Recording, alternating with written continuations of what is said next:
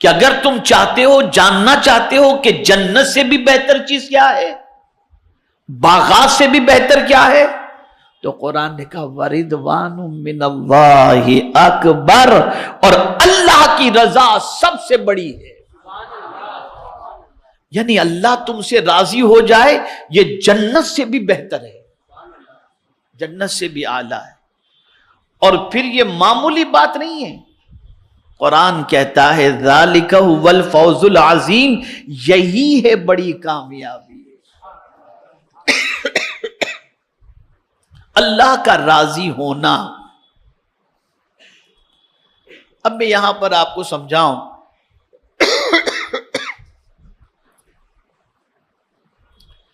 ایک مقام پر نماز کا ذکر اس نے فرمایا،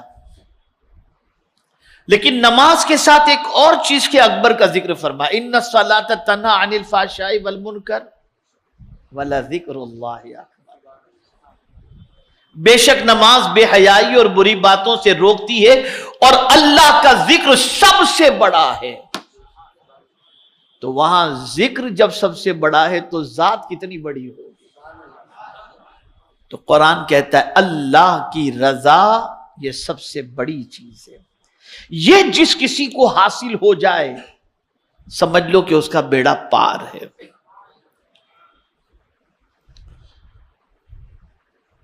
میرے پیارے آقا صلی اللہ علیہ وسلم کے پیارے دیوانوں، تھوڑا سمجھاتا ہوا چلوں، دنیا کے انسانوں کو راضی کرنا ڈیفیکلٹ ہے، جلدی سے راضی نہیں ہوگا۔ شادی کے موقع پہ آپ دیکھتے ہوں گے ناراض رشتہ دار جلدی سے راضی ہوتے ہی نہیں ہیں، بڑے مسئلے ہوتے ہیں، پیر پکڑو، منت کرو، سماجت کرو، راضی ہی نہیں ہوتے، اور کہتے ہیں دیکھو اب پتہ چلا نا، رو رو کر وسیلوں کے ذریعے، رشتہ داروں کے ذریعے بات پہنچائی جائے، نہیں راضی ہوتے، بہت مشکل ہوتا ہے۔ کسی سیٹ کو راضی کرنا ہے بہت ڈیفیکلٹ ہے، لیکن میرے مولا کی شان بہت عرف و اعلیٰ ہے، اس کو راضی کرنا بہت آسان ہے، بہت آسان ہے اس کو راضی کرنا۔ کیسے وہ راضی ہو جاتا ہے، کیسے راضی ہوتا ہے؟ تو میرے پیارے آقا صلی اللہ تعالی علیہ وسلم کے پیارے دیوانوں، اس کی رضا کا معاملہ یہ ہے کہ تم اس کی اطاعت کرو، فرما برداری کرو، وہ تم سے راضی ہو جائے گا۔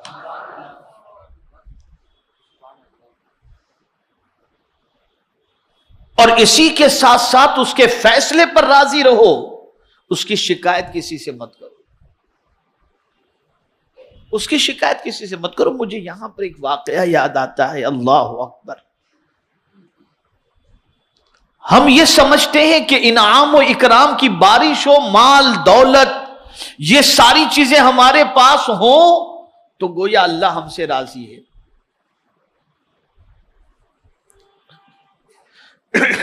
اللہ ہم سے راضی ہے۔ اور کسی کے یہاں غریبی ہے، کسی کے یہاں بیماری ہے، کسی کے یہاں پریشانی ہے، تو ہم یہ سمجھتے ہیں کہ اللہ اس سے ناراض ہے۔ میں سمجھاؤں گا آپ کو، اچھی طرح سمجھ جائیے بات۔ کسی کا بنگلہ، کسی کی کوٹھی، کسی کی گاڑی، کسی کا پیسہ، کسی کے قیمتی لباس دیکھ کر کے ہم سمجھتے ہیں کہ یہ اللہ اس سے راضی ہے، اور کسی مخلوق الحال کو دیکھتے تو منہ لگانے کے لیے تیار نہیں، اور ہم یہ سمجھتے ہیں کہ اللہ اس سے ناراض ہے۔ اب سمجھا دوں میں آپ کو،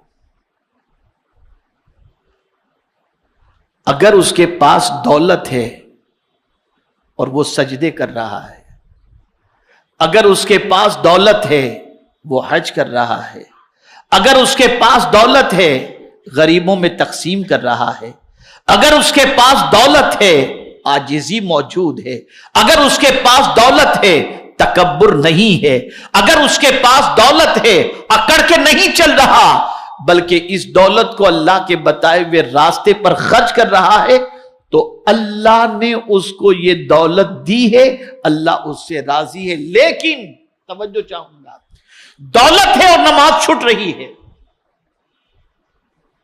دولت کا استعمال عیاشی میں ہو رہا ہے، دولت ہے اور بدکرداری کے اڈوں پہ آدمی جا رہا ہے، دولت ہے اور تکبر کرتا ہوا دکھائی دیتا ہے، غریب کو حقارت کی نظر سے دیکھتا نظر آتا ہے، تو یہ دولت اس کے لیے نعمت نہیں سزا ہے۔ اس لیے کہ یاد رکھیں، ایک ہی شخص دنیا میں ایسا پیدا ہوا جس نے خدائی کا دعویٰ کیا، اور وہ کون تھا؟ فرعون۔ اسی نے کہا انا ربکم الاعلی، اس کو بھی اللہ نے دولت دی، اس کو بھی اللہ نے دولت دی۔ اور حضرت موسیٰ علیہ السلام جو اللہ کے کلیم ہیں، آپ جانتے ہیں ان کے پاس کیا تھا؟ ایک چٹائی تھی یا ایک بستر معمولی سا تھا جس پر بڑی مشکل سے میاں بیوی سو کر کے اور اوڑھ کر کے اپنا وقت گزارا کرتے تھے۔ تو کیا موسیٰ کلیم اللہ سے اللہ ناراض تھا؟ فرعون سے راضی نہیں۔ یہ گھٹیا تصور ہٹاؤ کہ جس کے پاس دولت ہوتی ہے اللہ اس سے راضی ہے۔ ہاں، دولت جس کے پاس ہے اور اللہ کے قانون کے مطابق خرچ کرتا ہے تو ٹھیک ہے، اللہ اس سے راضی ہے، اس کو عطا فرمایا۔ حضرت عثمان غنی کے پاس دولت تھی، حضرت عبد الرحمن ابن عوف کے پاس دولت تھی رضی اللہ تعالی عنہما، اللہ راضی تھا ان سے۔ بلکہ حضرت عثمان غنی کے بارے میں تو قربان جائیے آیت کریمہ موجود ہے، اور وہ بھی اللہ کی رضا کے ساتھ، لقد رضی اللہ عن المؤمنین اذ یبایعونک تحت الشجرہ۔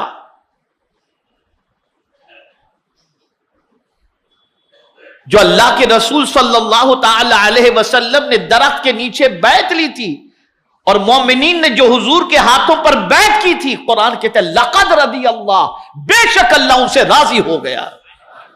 یہ اللہ کی رضا، اور ہر صحابی کے لیے قرآن کا فرمان ہے رضی اللہ عنہ ورضوا عنہ، اللہ ان سے راضی، وہ اللہ سے راضی۔ وَكُلًّا وَعَدَ اللَّهُ الْحُسْنَى، اللہ نے سب کے لیے بھلائی کا وعدہ فرما دیا ہے۔ صحابہ کے پاس دولت تھی، لیکن کوئی بتا دے کسی غلط کام میں خرچ ہوئی ہو؟ وہ تو دولت سے جنت خریدتے تھے۔ حضرت عثمان غنی نے 2 مرتبہ حضور سے جنت خریدی ہے دولت دے کر، صدیق اکبر نے جنت خریدی ہے دولت کے ذریعے۔ تو دولت عذاب اس وقت بنتی ہے جب دولت کا استعمال اللہ کے قانون کے خلاف ہو۔ تو یہ سمجھ لینا، اگر آج دنیا کے اندر محل کسی کے پاس موجود ہے اور بنگلہ اور گاڑی موجود ہے اور وہ پیسوں کا استعمال حرام کاموں میں خرچ کر رہا ہے، تو یہ نہ سمجھنا کہ یہ اللہ کا اس پر فضل ہے کہ اس کو اتنی دولت عطا فرمائی، نہیں۔ اب جملہ زندگی میں یاد رکھیے گا ہمیشہ کے لیے، اللہ جس سے راضی ہوتا ہے نا،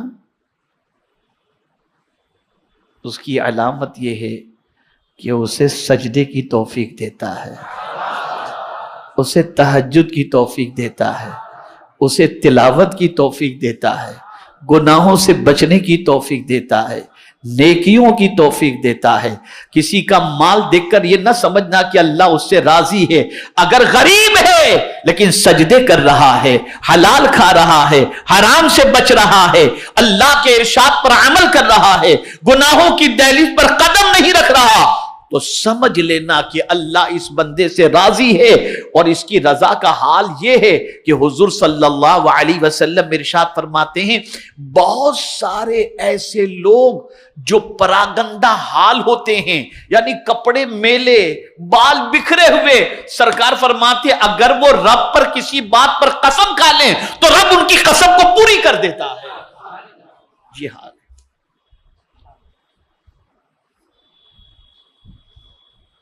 آج بہت اچھی طرح سے میں آپ کو سمجھانا چاہوں گا، کبھی کسی سرمایہ دار کو دیکھ کر جھوپڑے میں زندگی گزار رہے ہو تو اپنے آپ کو کم تر نہ سمجھنا، یہ نہ سمجھنا کہ اللہ ناراض ہے، اس کو دیا ہے مجھے نہیں دیا، نہ۔